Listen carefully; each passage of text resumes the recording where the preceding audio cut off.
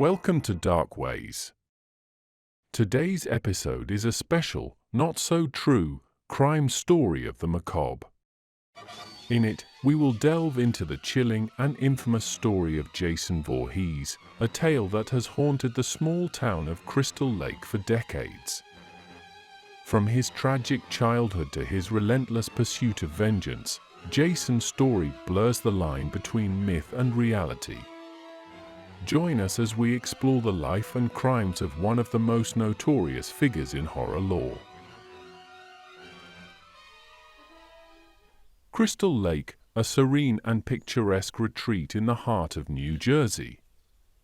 But behind its tranquil facade lies a history steeped in blood and terror.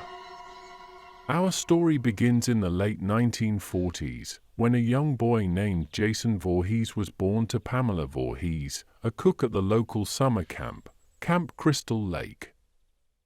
Jason was born with severe physical deformities, which made him the target of relentless bullying by other children. His mother, Pamela, was fiercely protective, but tragedy struck in the summer of 1957 when young Jason drowned in the lake while under the supposed supervision of the camp counselors. Pamela was devastated, consumed by grief and a desire for revenge. The following year, she took matters into her own hands, murdering two counselors whom she blamed for her son's death. Camp Crystal Lake earned the nickname Camp Blood after the murders, and it was closed down, only to reopen years later with tragic consequences. In 1980, the camp reopened, and a series of brutal murders ensued.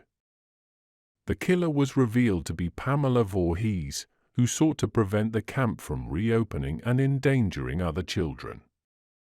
Her reign of terror ended when she was decapitated by a young camp counselor named Alice Hardy. But this was not the end of the Voorhees saga. Legend has it that Jason witnessed his mother's death and, driven by a twisted sense of vengeance, returned from the grave to continue her deadly mission.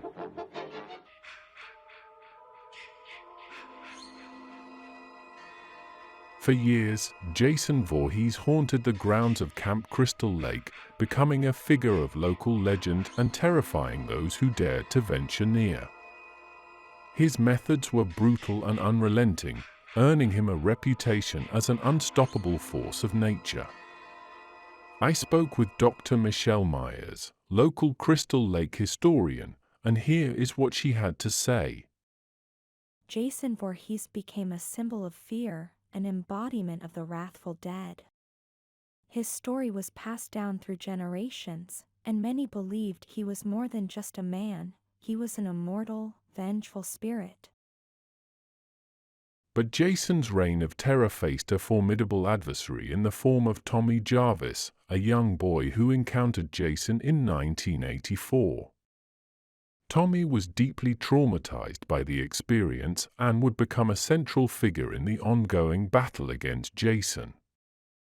Tommy's first encounter with Jason left him scarred, both physically and emotionally.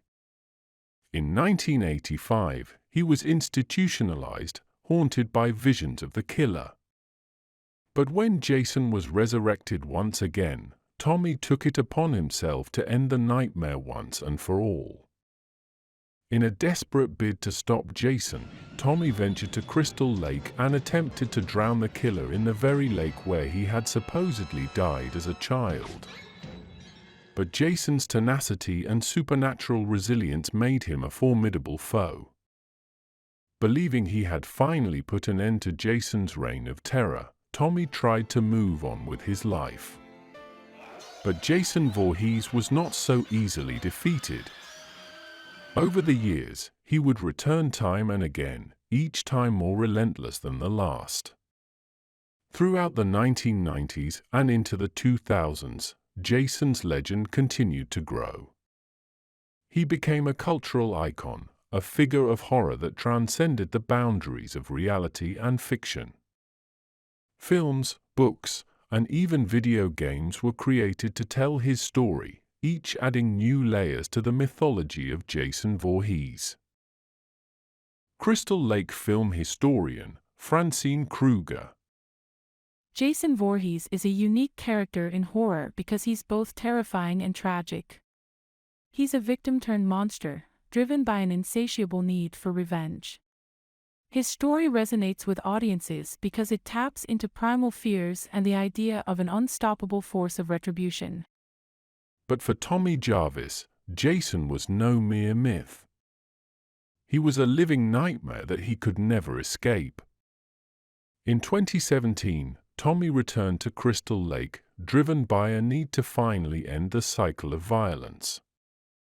He had spent years researching the occult and studying methods to defeat Jason once and for all. Tommy's final showdown with Jason was a battle of wits, strength, and supernatural forces. Armed with ancient rituals and a deep understanding of the dark arts, Tommy sought to banish Jason's spirit to the netherworld. In the end, Tommy succeeded in sealing Jason's spirit, trapping him in a liminal space between life and death. But at what cost?